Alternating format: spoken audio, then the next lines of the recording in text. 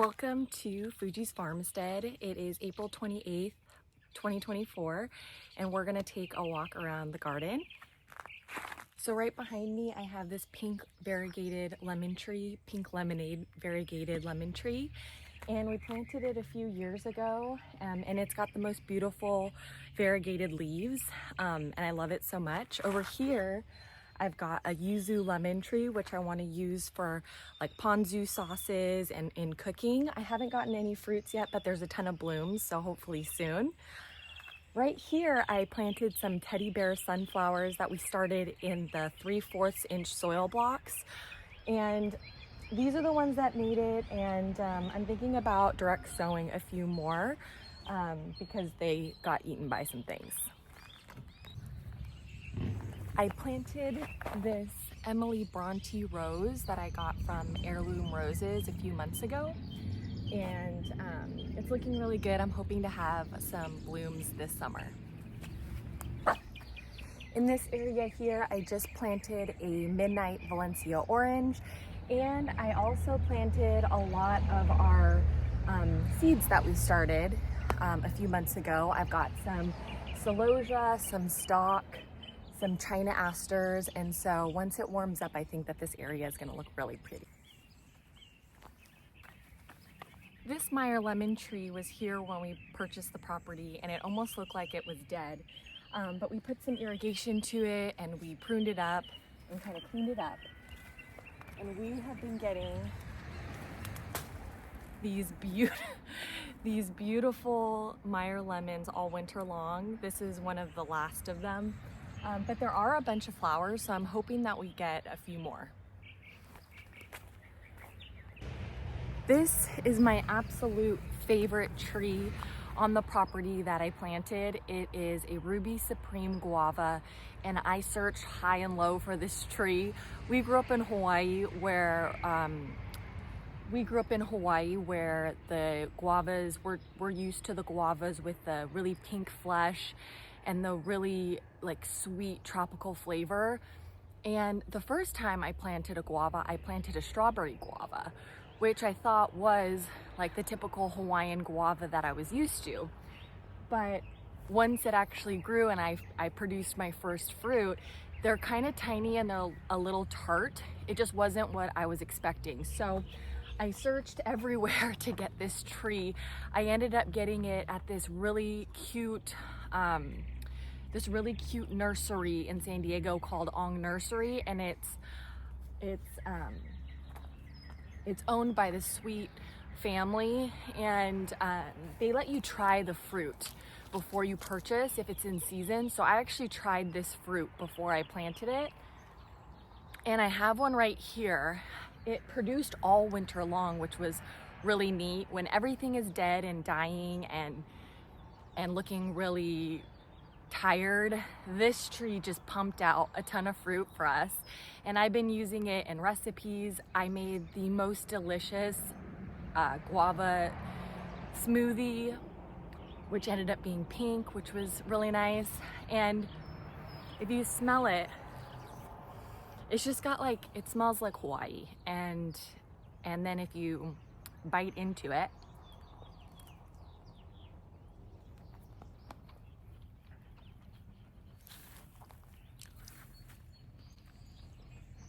it's just this beautiful pink color.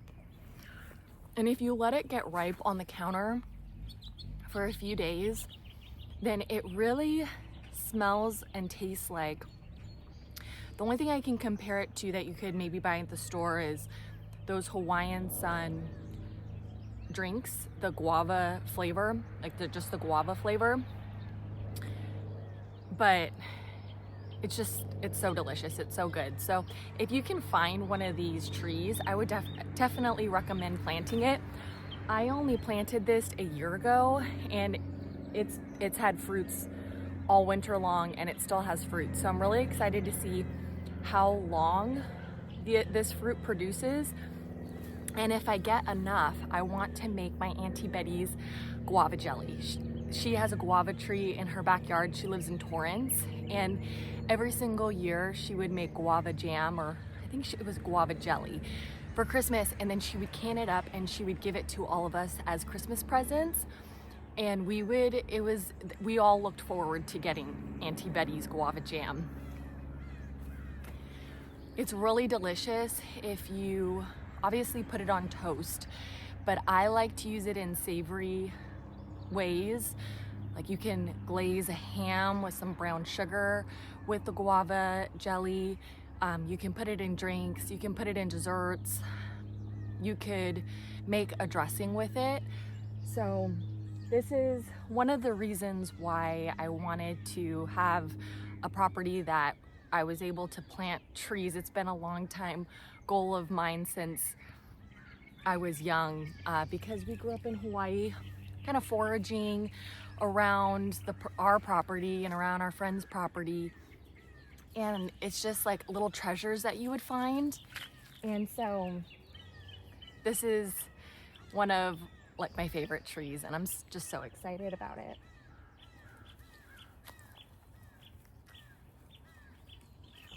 I grew passion fruit all along this chain link fence because I thought it would look really pretty. And it's taken a few years to take off, but it's finally starting to fill in this chain link and it's looking really beautiful. I use the fruit for recipes. You can make delicious dressings with them, desserts, cocktails. So passion fruit, or what we call lilikoi in Hawaii, is one of my favorite fruits, and I'm just so excited to have them growing like this in my backyard because you can't really find them in the stores. And if you do find them at like a farmer's market, they're pretty expensive. So this is just an all-around great plant, and I'm so glad I planted it. This fig tree is called the tiger stripe fig, and it's a really beautiful fig. It's green with yellow stripes, but the inside looks like a raspberry. It's kind of like a reddish color, and it kind of has like a jammy flavor. Beautiful on charcuterie boards, delicious just to eat on its own, and I'd like to test some recipes with it.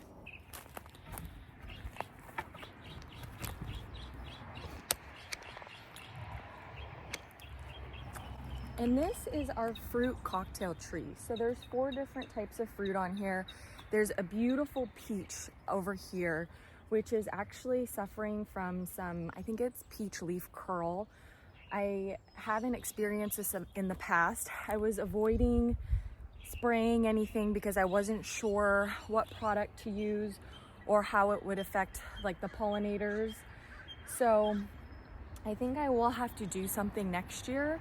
I was trying to wait and see, you know, what I really needed to do versus just applying everything to everything.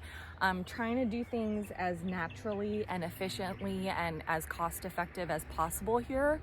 So if I don't need to spray things or fertilize things, then I try not to. But I think in this case, I definitely need to research what is going on here and fix it. There's also a nectarine and a plum on this tree. We have a mango here that I planted, and this one was also from the Ong nursery. It's called the Fairchild mango, and I think it might take a little bit of time for this to mature and produce fruit. It actually had a mango on it when I purchased it, but mangoes take a long time to grow and they need a lot of room.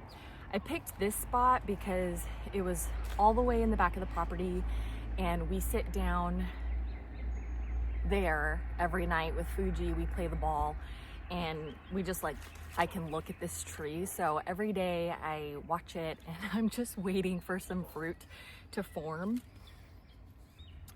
In Hawaii, we had this neighbor, or this kind of trail that we would take our bikes down, and then there was like this big wall. We called it the Great Wall of China. It was just like a huge, someone had property, or I don't know, it was kind of abandoned. So as kids we would go and check it out, and there was this huge mango tree. and we used to climb it and basically like risk our lives trying to pick mangoes from it. And mangoes are delicious ripe, but some of my other favorite ways to eat mango is pickled mango. In Hawaii, you'll find them like people on the street that will sell bags of pickled mango. And we would always stop and get some. They pickle it when it's underripe, so when it's green. And I just love anything pickled. I've always loved things that were pickled ever since I was little. And another way my dad would make mango. No, that was papaya. How else did we eat mango?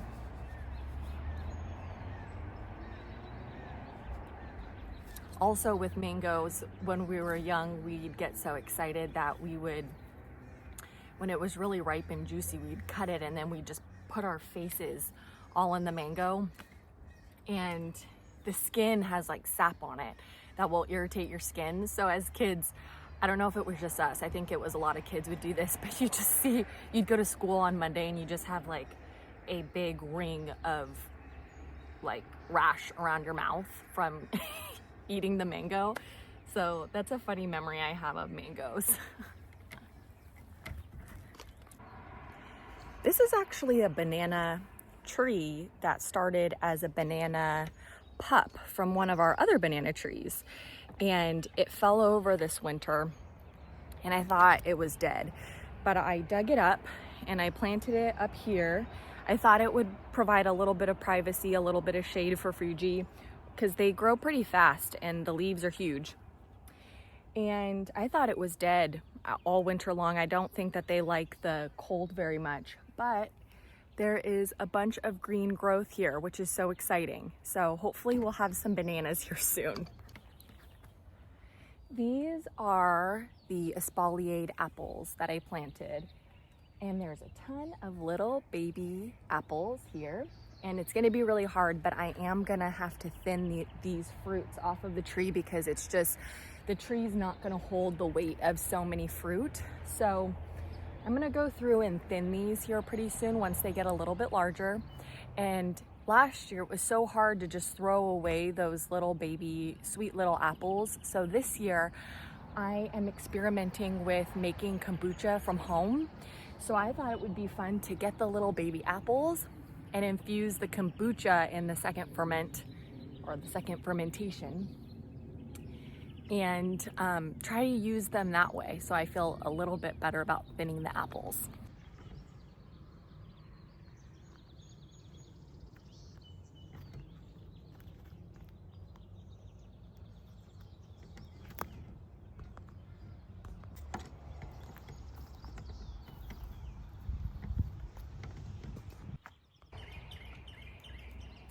I created this little tropical area because there's a little bit of protection from this pepper tree over here. So I've got this Hawaiian ginger, and this isn't the ginger that you can eat. It's the ginger that has beautiful pink flowers and it smells incredible. These also multiply. So each year they get more and more plants. So I just bought a little container with a few plants. I planted them out and it's been spreading, which is really nice. This is our original banana tree that I planted, and it did shoot out a bunch of little baby banana plants, which are called pups. And what I've been doing is I've been digging those out and I've been separating them and I've been planting them around the property. In the summer months, the bananas grow really fast and there's just a ton of beautiful banana leaves. I think it's so pretty. You see banana, like fake banana plants that people put in their homes. And so I thought this was kind of nice because when I'm out here and I look at this area, it almost looks like a decoration of some sort. And you can use the leaves as plates. When we were in Hawaii, we would use them as like plates when you're at the beach, or to make lau lau, which I do want to try making lau lau sometime if I can find some tea leaves also. You need banana leaves and you need tea leaves. But I just think that the leaves are so gorgeous, and You can also use it to decorate like a charcuterie board. So I planted the banana because it's really beautiful in the landscape. The leaves are versatile. I'm hoping to get some fruit here soon. And once you get the fruit, you chop the banana down and then it'll grow more pups hopefully, or have more little babies. But what's nice is nothing's permanent. So no decision that I'm making with the bananas are gonna be like a permanent structure that I have to think about in the future. You know, how big is this tree going to get? Is it going to hurt my foundation? Am I gonna have to spend a bunch of money pruning them back? I see a lot of our neighbors have a ton of eucalyptus trees, which I think eucalyptus trees are beautiful. I want to plant some because I love the foliage and I want to use them in like vases around the house. But I just always see people trimming them down. I see, you know, and when we moved to this property, there was so much growth everywhere, and we had to spend a lot of money cleaning things up. So I try and keep that in mind when I plant things.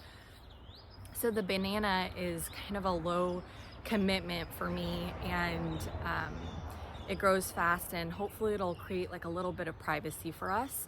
And if I get sick of it, or if I don't like it, I can just let it produce the bananas and then chop it back. And if I don't like it in that area anymore, I can find a new home for it.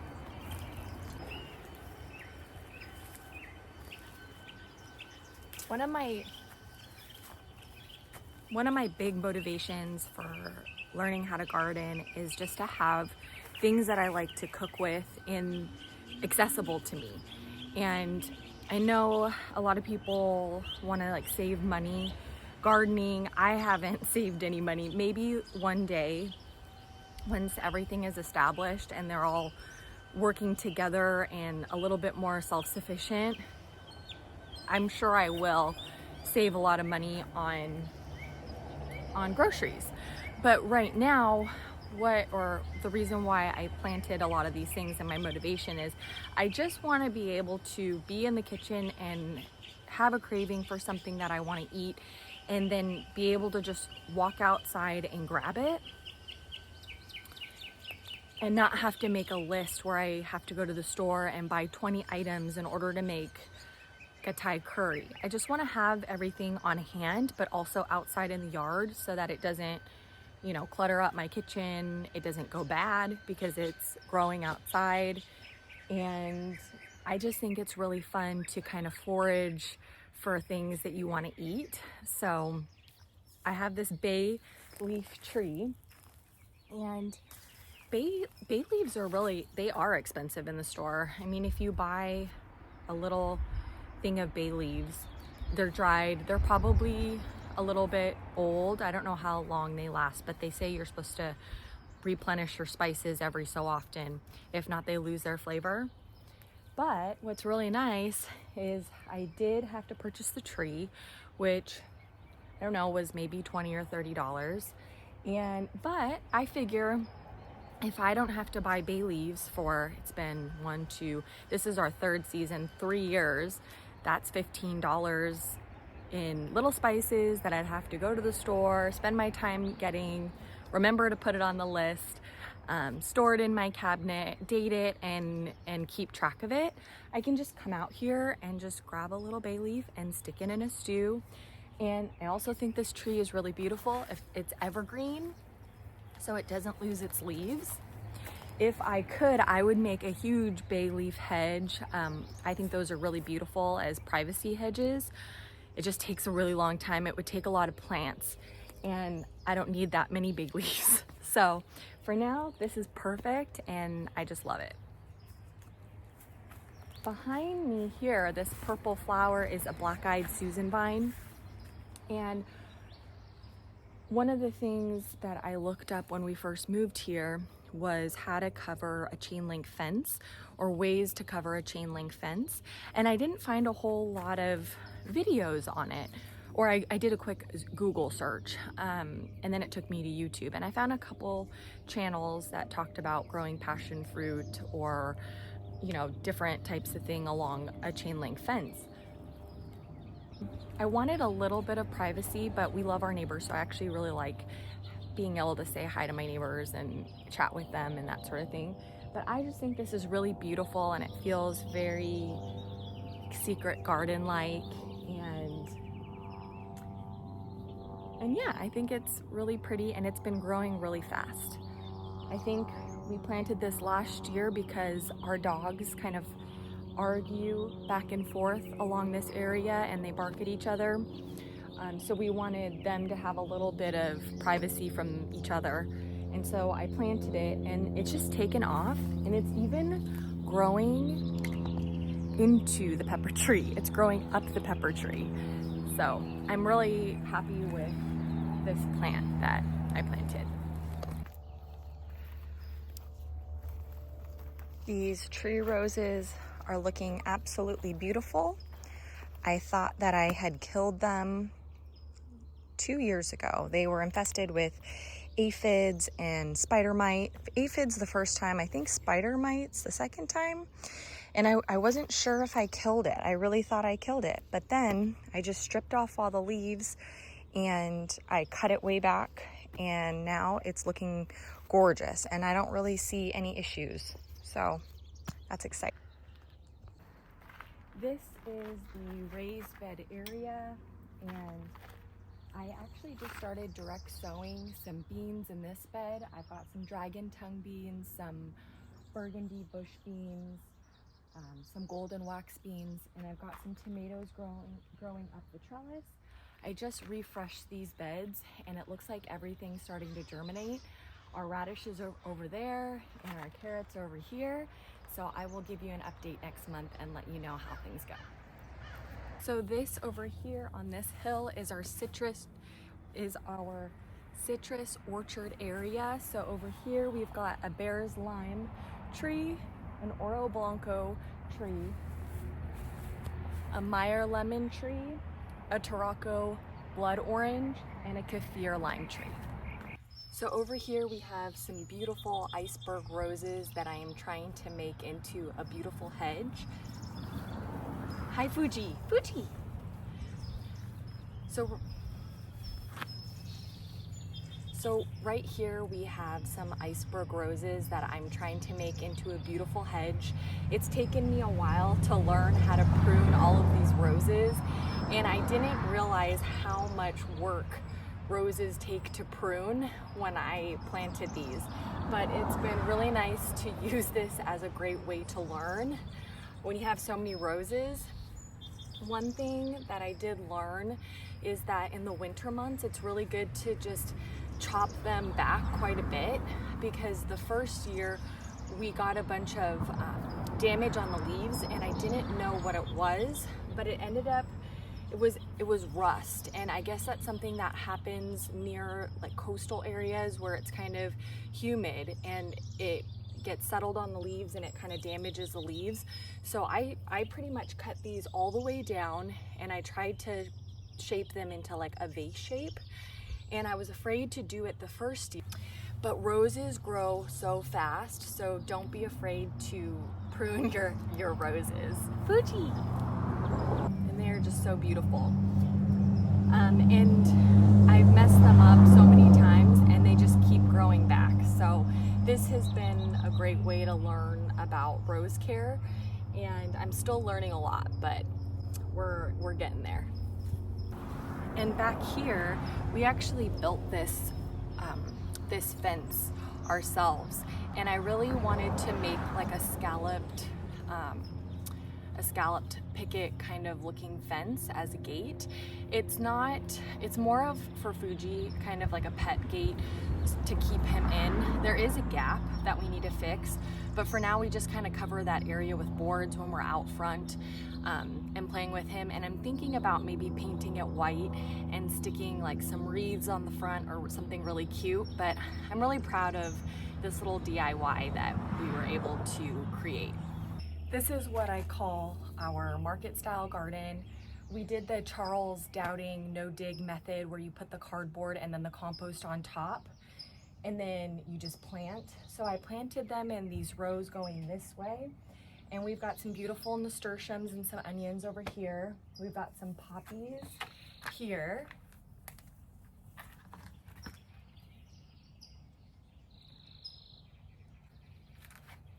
With some celery. We've got some potatoes in this bed and then cabbages over there.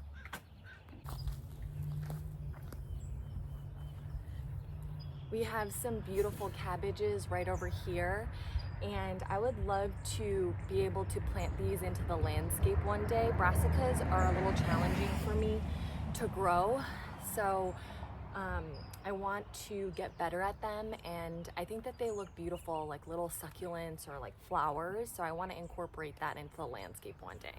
Oh no, and it looks like we have another gopher. No. So the gopher ate our onions, and we did catch him the other day, but he got a lot of our onions, and it looks like there might be another one here. So this is our celery, our potatoes, and our cabbage. It was attacked by gophers. I heard that gophers don't like onions, but that's not true. They came through here and ate a lot of my onions. So that's good to know. I don't have any gopher wire down here because I wasn't sure if I wanted to keep the beds this way or what I wanted to do on a long-term level. But just so you know, gophers will eat onions. There are some beautiful purple artichokes that we started from seed last year, and they finally started to produce. I picked a few of them yesterday, and I made a recipe where I fried them up with a labna dish, and it was so good. So our seedlings are looking really good that we started, and I'm gonna be planting a lot of these out here soon because the weather is getting a lot better. We have our snapdragons, our dahlias that we started from seed. We've got our dahlias that were pre-sprouting, and I up-potted our peppers. This is our lettuce bed that we planted last month. And here are our beautiful sweet potato slips. Someone actually in the comments had recommended putting my dahlia tubers in a plastic bag with some soil. So thank you so much for that recommendation.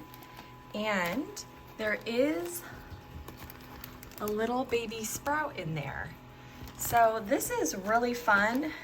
I think this is a great idea. And thank you so much for giving me this tip, because I think I'll definitely do this in the future because it's a lot easier than sprouting them on those trays. I'm also starting another round of flowers. I've got some celosia and zinnias, asparagus, some borage, some basil, and our lisianthus is finally starting to take off. I know they're still small, but you actually should plant them like kind of around this stage. They're kind of gonna look like a little succulent. So I'm really excited to see if we can grow some lisianthus for the first time. This is supposed to be the hardest flower to start from seed and grow. So we were being a little ambitious here. Thank you so much for watching, and we will see you next month.